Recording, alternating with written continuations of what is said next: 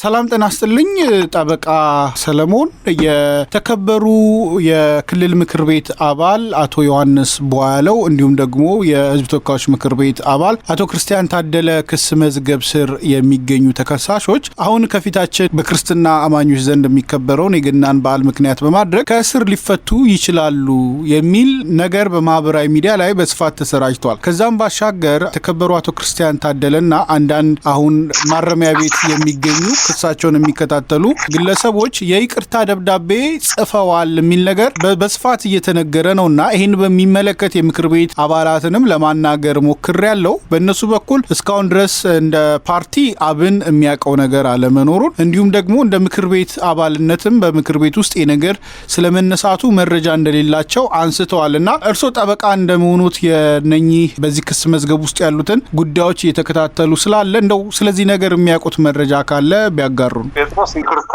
ፎርም ሞልተዋል ምናምን የሚለው ነገር የለም። አልሰማሁም አላየሁም። እንግዲህ ተከሳሹ ጋር መለከኝም ሄጄ መጥቻለሁ። ያ ነገር የለም። ሆኖም ግን ዋናው ትልቁ ነገር ግን ከገና በፊት እስረኞቹ ሊፈቱ ነው የሚል በተለያዩ ማህበራዊ ሚዲያዎች ተሰራጭቷል። ይሄ እውነት ነው። መረጃዎቹ በደንብ ወጥተዋል። የመረጃዎቹ መነሻ እንደ እኔ በሁለት መንገድ ነው የማየው። አንደኛው መነሻ ምክክር ኮሚሽኑ እስከ ፖለቲካ ፓርቲዎች እና እንዲሁም ደግሞ የኢትዮጵያ ሰብአዊ መብት ኮሚሽን ሄዶ ክሊንቶን ጎብኝታቸውም ከመመለስ ሰሞኑ የሆነ ሁኔታ ማለት ነው።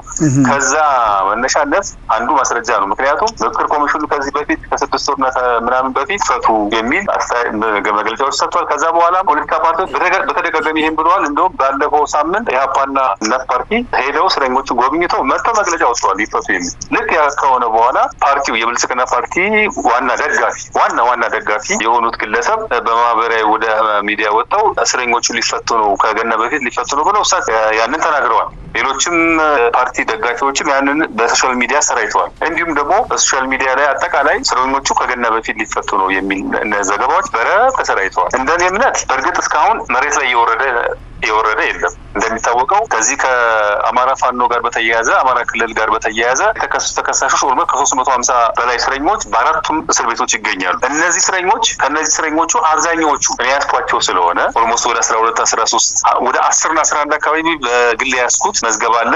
ሌሎች ከባልደረቦች ጋር ያስኩት መዝገብ አለ። በአጠቃላይ ሁሉም መዝገቦች ክሳቸው አንድ ነው። ኦብጀክቲቭ ምንድነው የሚለው አንድ ነው። የክሱ ኦብጀክቲቭ አላማቸው ምንድን ነበረ? ፖለቲካ ስልጣናቸውን ለማሳካት የሚለው አላማቸውን ለማሳካት የሚለው የሁሉም አንድ ነው። ስለዚህ እነዚህ እስረኞች ሁሉም በተለያዩ እስር ቤት ውስጥ ነው ያሉት ከ3 ዓመት በፊት ጀምሮ። እነዚህ እስረኞች በተመለከተ ከገና በፊት ይፈታሉ የሚለው ነገር ተዛምቷል። ይሄም እውነት ነው። ሆኖም ግን እስካሁን መሬት ላይ የወረደ ነገር የለም። እንግዲህ ከገና በፊት ነው የሚለው እንደኔ እምነት ገና ሳምንት ይቀረዋል። ሮብ ነው። በዚህ እስከ ሮብ ባለ ጊዜ ውስጥ ይፈታሉ የሚል እንትን ያለኝ ከአጠቃላይ ካለው ሁኔታ ሳየው ማለት ነው። እንዴት ነው ይፈታሉ የሚለው ነገር ፕሮሲጀር የለው። እንኳን ጠበቃ ቀርቶ ቤተሰብ ሳያውቅ እኮ ተፈቱ የሚባል ማህበራዊ ሚዲያ ሊለቀቅ ይችላል። ስለዚህ የማህበራዊ ሚዲያው ተባለ እውነት ነው።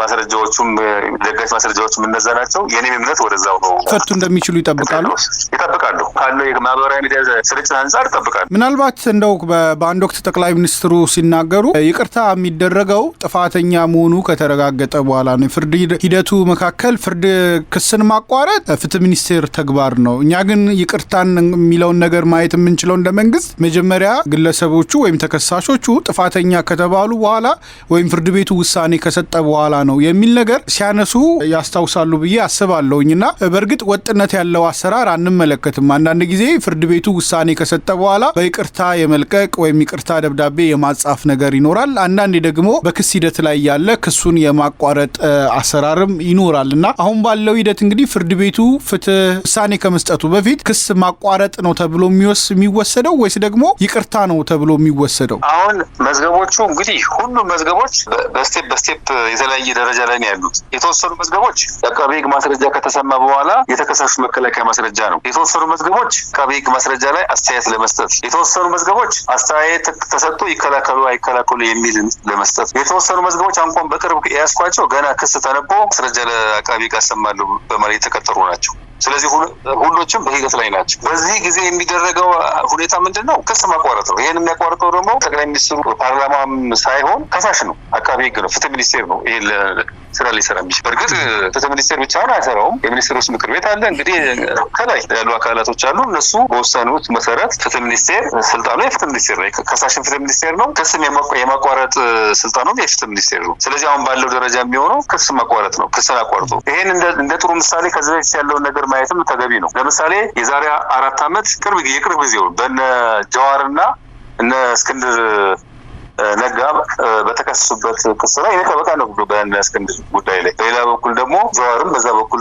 ተከሰው ነበር። እኛ በእነ እስክንድር ጊዜ በነበረበት ጊዜ በኃይለኛው የአቃቤ ሕግ ምስክር አቅርቦ ለአንድ ሳምንት ያህል መስቀለኛ ጥያቄ ስንጠይቅ ያ ሁሉ ጭንቅላታችን አብጦ ፈንድቆ መጨረሻ ላይ በዛ ላይ ብይን ለመስጠት ሲባል እኛ ሳና ቤተሰቡም ሳያቅ እኔ ቤት ቁጭ ብዬ ነው ቲቪ ላይ በመኪና ውስጥ እነ እስክንድር ተፈቱ ተብሎ ከቃሊቲ ሲወጡ ያየው። ይህ አይነት ነገር ተቋርጦ ማለት ነው አቃቤ ክሱን አቋርጦ። ሁለተኛ እንደገና ደግሞ ቅርብ ጊዜ ደግሞ ስናይ የነ ዶክተር ደብረጽዮን መዝገብ ላይ ተከሳሽ ነበሩ። ፍርዱ ሳይፈረድ ገና መከላከያ ማስረጃ ለማቅረብ በሂደት ላይ ያሉ ማሽን እየተሰማ እያለ ነው ወዲያውኑ ክሱ ተቋርጦ እነሱም ስር የወጡት። ይሄ የቅርብ ጊዜ ነው።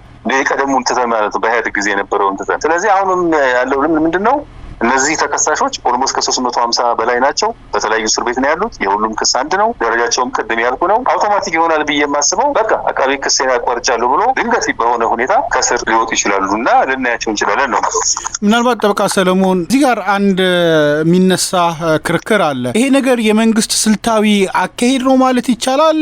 ምክንያቱም እናንተ ነፃ ናቸው የሚል መከላከያ ነው የምታቀርቡት። በመንግስት በኩል ደግሞ ጥፋተኛ ናቸው ሲል ያቀረባቸው ምስክሮች አሉ። አንዳንዶቹ ከመጋረጃ በስተጀርባም ምስክርነት የሰጡ፣ አንዳንዱ ደግሞ በቂ መረጃም ተሰብስቦ ያልቀረበበት ሁኔታ ነው ያለው። አሁን ፍርድ ቤቱ መጨረሻ ላይ በሚወስድበት ውሳኔ ላይ ከሳሽ ሆኖ የቀረበው አቃቤ ሕግ የሚያጣበት ወይም ሉዝ የሚያደርግበት ሁኔታ ሊፈጠር ሲል መንግስት ክስ ማቋረጥ የሚል ታክቲክ እየተጠቀመ ነው ማለት እንችላለን። ምክንያቱም በክስ ማቋረጥ ሂደት ውስጥ የትኛውም ጊዜ ላይ ተመልሰው ሌላ ፖለቲካ ኩቻዎች ሲኖሩ ወይም ደግሞ መንግስት ይህንን ጉዳይ መቀስቀስ በፈለገ በየትኛውም ጊዜ ላይ ያቋረጠውን ክስ የመቀጠል አዝማሚያ ይኖረዋል። ነገር ግን ሂደቱ ተጠናቆ ፍርድ ቤቱ ውሳኔ ቢሰጥ ግን ነፃ ሆነው የሚወጡበትና በዚህ በተመሳሳይ ወንጀል ዳግም የማይጠየቁበት ሁኔታ ሊፈጠር ይችላል እና ምናልባት መንግስት እነኚህን ግለሰቦች ድጋሚ በዚህ ወንጀል በቂ ምስክር ሳይኖረው ወይም በቂ ማስረጃ ሳይኖረው ድጋሚ በተመሳሳይ ፕሮሲጀራል በሆነ ነገር ለማንከራተት የሚጠቀምበት ታክቲክ ሊሆን ይችላል ብላችሁ አታስቡ? እንደ ግለሰብ እንደ ራሴ እንግዲህ ከህግ እንትን ውጭ ስወጣ እንደ ራስ እንደ ግል አስተያየት ከሆነ አሁን ምለው ለምን ከዚህ በፊትም የነበረ ነው። በኢህአዴግ ጊዜም እኮ እነ ቅንጅትን በቅንጅት ጊዜ በነበረበት ጊዜ ክስም የተቋርጣለ እንዲሁም ደግሞ በኋላ እድሜ ልክ ተፈርዶባቸው በኋላ ላይ በይቅርታ የተፈቷል። እድሜ ልክ የተፈረደባቸው እና በይቅርታ የተፈቱት ዳግመኛ ሊከሰሱ አይችሉም በዛ ክስ ላይ። ምክንያቱም በአንድ ወንጀል ድርጊት ላይ ክስ ቀርቦበት ዳብል ጆፓርዲ ነው። ፍርድ ስለተሰጠ ድጋሚ አይከሰሱም። አንዴ በተፈረደበት ነገር ነው በተመሳሳይ ክስ እንትን ማለት። ሌሎችን ደግሞ ሲስተማቲካሊ በኢህአዴግ ጊዜ ምንድነው እነዛን ፍርድ ካስፈረደ በኋላ በይቅርታ እንትን ይላቸዋል። ሌሎችን ደግሞ ምንድነው የሚያደርገው? ምናልባትም በክስ ሂደት ላይ ማስረጃ የማይገኝ ከሆነ ማስረጃው የሚቀርበው ማስረጃዎችም እነሱን ጥፋተኛ የማያስብል ከሆነ በቃ እነዛን ተከሳሾች ክሳቸው ይቋረጥ ብሎ ከስር እንዲወጡ ያደርጋል። ሆኖም ግን በተመሳሳይ ድርጊት ለፖለቲካም ዓላማ ይሁን ለሌላም ዓላማ ይሁን በተመሳሳይ ድርጊት ወይም በተመሳሳይ ኢንቴንት እንግዲህ በፖለቲካ ፓርቲዎችና በመንግስት መካከል በሚኖረው ቁርሾ መንግስት ሆን ብሎ እነዛን ሰዎች ድጋሚ በዛው ክስ ላይ ምርመራ እንዲጣራባቸው ሊያደርግ ይችላል። ወይም ደግሞ ያ መዝገብ እንደገና እንዲንቀሳቀስ ሊያደርግ ይችላል። ይህ እንግዲህ ያው ቀድሞ በነበረው ጊዜ እንደዛ ነው። በኢህአዴግ ጊዜ የዛ አይነት ስልት ይከተል ነበር። የኔም ጥያቄ ጠበቃ ሰለሞን ይሄው ነው።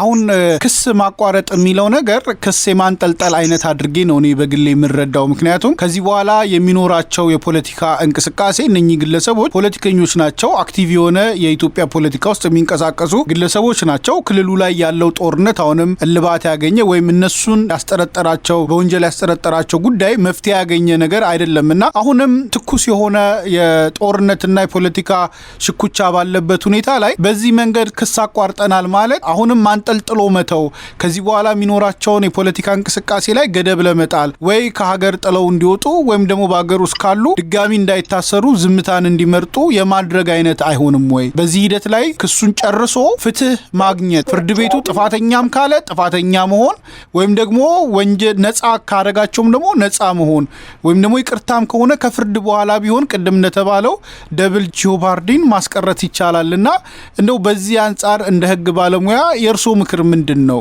እንግዲህ የኔ ኮሜንት አንተ እንትን ነው ማየት ያለብህ። አንተ ተከሳሽ አቃቤ ያቀረበብን ምስክር እና ማስረጃዎችን ማመዛዘን። ስለዚህ አቃቤ ያቀረበብን ማስረጃ በእርግጥም ጥፋተኛ የሚያስብል ከሆነ ክስ ማቋረጥ ልትወጣ ተጠቃሚ ነው የምትሆነው። ሆኖም ግን የአቃቤ ያቀረበብን ማስረጃ አንተን ጥፋተኛ የማያስብል ከሆነ ግን ክስ ከማቋረጥ ይልቅስ ጉዳዩን እስከመጨረሻው ጊዜ ራስን ነጻ ማድረግ ከፍተኛ ጥቅም አድቫንቴጅ አለው። ምክንያቱም ሁለተኛ በዛ ክስ ልትከስ አትችልም። ሆኖም ግን ማስረጃ ሳይኖር ግን ሆን ተብሎ አንተ ከስር ተቋርጦ የምትወጣ ከሆነ ግን መጠበቅ አለብህ። በዛ ጉዳይ ላይ ዳግመኛ ክሱ ሊንቀሳቀስ እንደሚችል እንደ ስጋት ሆኖብህ አንተ ልታደርግ የምታስበውን ነገር ሳታደርግ ዝም ብለህ ትቀመጣለህ ማለት ነው። ወይ ወደዚህ ትወጣለህ ወይም ደግሞ እዚህ አፍህን ይዘህ በዚህ ብዘጋ ትቀመጣለህ። ወይም ደግሞ ቆርጠህበት በቃ ዳግመኛ እንደምትከሰስ አውቀህ ሂደቱን ልትቀጥል ትችላለህ።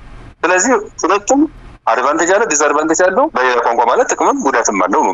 መልካም ነው። ወደ መጨረሻው ጥያቄ ይለፍ። ያለፈው ማክሰኞ ዕለት የቀድሞ ኢዴፓ አባል የነበሩት አመራር የነበሩት እነ አቶ አብዱረህማን በዋስትና መለቀቃቸው ተዘግቧልና እንደው የነሱስ ጉዳይ አሁን ከዚህ ክስ ከመቋረጡ ጋር አብሮ ሊታይ ይችላል ብለው ይጠብቃሉ ወይስ ደግሞ በዋስትና መውጣታቸው በዚህ ጉዳይ ላይ ወይም በተከሰሱበት ጉዳይ ላይ አቃቤ ሕግና መንግስት ሌላ አይነት አቅጣጫ እየተከተሉ ነው ብለን እንወስደዋለን?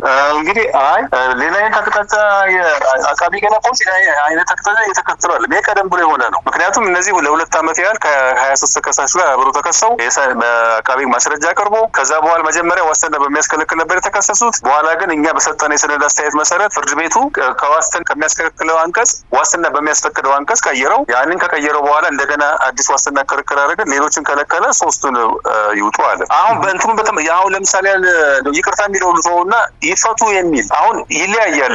የተፈረደባቸውና ያልተፈረደባቸው ለምሳሌ አሁን የዛሬ 3 ዓመት በእነ መላክ ምሳሌ መዝገብ ተፈርዶባቸው አሁን መክሯቸውን ታስቦ ሁሉም አብዛኛዎቹ ኦልሞስት 90% ሊወጡ 3 ወር 2 ወር ይቀራቸዋል። አሁን እነሱን በተመለከተ ዞሮ ክስ ይቋረጥ አይደለም የሚባለው። ምክንያቱም ማስረጃ ተሰምቶ ተፈርዶባቸው እንትን ያሉት እነሱ ሊፈቱ የሚችሉት በሌላ የህግ ስርዓት ነው። እነዚህኞቹ ግን ሌሎቹ ግን ገና ጥፋተኛ አልተባሉ ነፃ ሆነው የመገመት መብት አላቸው። ስለዚህ እነዚህኞቹ ሊፈቱ የሚችሉት ክስ ማቋረጥ። ስለዚህ 2 ስታተስ ነው ያለው። ተፈርዶባቸው ዝዋይ ያሉ አሉ፣ አባ ሳሙኤል ያሉ፣ ገና ክሳቸው እየታየ ያሉ ደግሞ ቃሊቲ ቂሊንጦ ያሉ አሉ። ስለዚህ እነዚህኞች ገና በክስ ሂደት ላይ ያሉት ክስ ተቋርጦ ነው የሚወጡት። እነዛኞች ግን ሌላ ከክስ መቋረጥ ውጪ ሌላ ስርዓትን ተከትሎ ሊሄድ የሚችሉ ያ ምንድነው በይቅርታ ወይም በምህረት ሊወጡ የሚችሉበት ሁኔታ ነው ያለው። እንደው ጊዜ በፍርድ ቤት ዋስትና መብት ተረጋግጦላቸው ወይም ደግሞ ፍርድ ቤት በነጻ አሰናብቷቸው የሚወጡ ከፖለቲካ ጋር በተያያዘ ወይም ከአመለካከት ጋር በተያያዘ የታሰሩ ግለሰቦች ማረሚያ ቤት በር ላይ እየጠበቀ እያፈነ የሚወስድና ኋላ ላይ ደግሞ በሌላ ወንጀል ጠርጥሬያቸዋለሁ ብሎ የሚከሰሱበት ሂደት ብዙ ጊዜ እንሰማለን። አሁን እነ አቶ አብዱረህማን በእርግጥ በነጻ ተለቀው ቤታቸው ገብተዋል። አሁንስ አቃቤ ሕግ እንደው ዋስትናው ላይ ይግባኝ ጠይቆ እነሱን ድጋሚ የማሳሰር አዝማሚያ ሊኖር ይችላል። እንደው በዚህ ላይ ያለው የመጨረሻ አስተያየት ምንድን ነው? ጥቅምት 28 ላይ ብይን ተሰጠ፣ አንቀጹ ተቀየረ። ከዛ በኋላ ሳምንቱ ዋስትና ክርክር አደረግን። ዋስትና ክርክር ካደረግ በኋላ ከ2 ሳምንት በኋላ በዋስትናው ላይ ብይን ተሰጠ። ብይን ሲሰጥ 3ቱ በ200 ሺህ ብር አሉ። ሌሎቹ እዛ ሆነው ማረሚያ ቤት ነው ጉዳያቸውን ይከታተሉ የሚል ፍርድ ቤቱ ብይን ሰጠ። 200 ሺህ ብር ዋስትና ከፍለው ቤተሰቦቻቸው የመፍቻ ትእዛዝ ይዘው ሲሄዱ መፍቻ ትእዛዙ ከገባ በኋላ ፌስታላቸውን በር ላይ ይዘው ሲወጡ ፖሊስ ይዟቸው ሄደ ብለው ደወሉ። እንዲሁም በኋላ ላይ ያሉበት ጠፋ ምናምን ተብሎ ተዘግቦ ነበር። እኔም ያሉበትን ቦታ አላወኩም ነበር። ከ5 ቀን በኋላ ፌደራል ፖሊስ መኖራቸውን አረጋገጥ ሄድኩኝ። ፌደራል ፖሊስ ሰኞ ቀን ፌደራል ፖሊስ አገኘኋቸው። ምንድን ነው አልኳቸው። ምንም ያሉን ነገር የለም። ስንወጣ በር ላይ ወሰዱን፣ እዚህ ያመጡናል። አይ በቃ እንግዲህ ወይ ይግባኝ ሊሉ ይችል ይሆናል። እንግዲህ አሁን ይሄ ስነ ስርዓታዊ ነው። አንተ ዋስትና የተፈቀደለት ሰው ወይ እግድ አመጣህ ነው እንጂ አስረ ማቆየት ያለብህ እግድ ሳታመጣ የዋስትና እግድም እሱም ራሱ ሌላ አጨቃጫቂ ጉዳይ ነው። ማሳገድ ይቻላል የሚለውን ጉዳይ ሌላ ክፍተት አለው። የስነ ስርዓት ህጉ ክፍተት አለ። ስነ ስርዓቱ ይግባኝ በዋስትና ላይ ይግባኝ ይላል የሚል ግልጽ ድንጋጌ የለውም። ሆኖም ግን የሰበር ውሳኔ ስላለ ነው የፌዴራል ጠቅላይ ፍርድ ቤት የሰበር ሰሚ ችሎት አቃቤ ሕግ በተሰጠው ዋስትና ላይ ይግባኝ ማለት ይችላል ብሎ በማለቱ ነው ያችን ክፍተት ተጠቅሞ ነው ይግባኝ የሚለው። ግን ይግባኝ ሲል ማሳገድ አለ። ስለዚህ ማሳገድ ሲገባው ግን 5-6 ቀን አቆይተዋቸው 7ኛው ቀን ላይ ቅሬታ መጥቶ የይግባኝ ቅሬታ መጥቶ ያ ማለት ይግባኝ ብለዋል ማለት ነው። እኔ በ5ኛ ቀን ያገኘኋቸው 7ኛ ቀን ላይ ቅሬታውን አመጡ። የይግባኝ ቅሬታ ኛ ወሰድን። ከዛ በኋላ መልስ ሰጠን። ፌዴራል ጠቅላይ ፍርድ ቤት የአቃቤ ሕግና የኛ መልስ ከመረመረ በኋላ የስር ፍርድ ቤትን ውሳኔ ያጸናው በዋስ ይውጣል። ስለዚህ አሁን ባለፈው አርብ ዕለት ነው አርብ በ27 ነው የተወሰነው። አሁን በ17 መሰለኝ 17 ምናምን አካባቢ ወሰነ አሁን ታህሳስ። ከዛ በኋላ ያም የፍርድ ቤቱ ብይን እስከሚመጣ ድረስ ቆዩና ትናንት ማክሰኞ ዕለት ሶስቱም ከእስር ወጡ ማለት ነው። ከዚህ በኋላ ይግባኝ የለም። ሊኖር የሚችለው ምንድነው የህግ ስህተት አለ ብሎ ሰበር ሊሄድ ይችላል። ከዛ ውጪ የመጨረሻ ነው ይግባኝ አንድ ጊዜ ነው የሚባለው። ከዚህ በኋላ ይግባኝ የለም። መልካም ጠበቃ ሰለሞን፣ እንግዲህ በህሊና እስረኞች ዙሪያ ላይ ያለውን የይቅርታ ጉዳይ እንዲሁም ደግሞ ሊለቀቁ ይችላል በሚል የተናፈሰ ያለውን ወሬ በሚመለከት ስለሰጡን ማብራሪያ በኤኤምኤስ አድማጭና ተመልካቾች ስም እጅግ አድርጌ አመሰግናለሁ። መልካም ምሽት ይሁንልዎት። እሺ፣ መልካም ምሽት።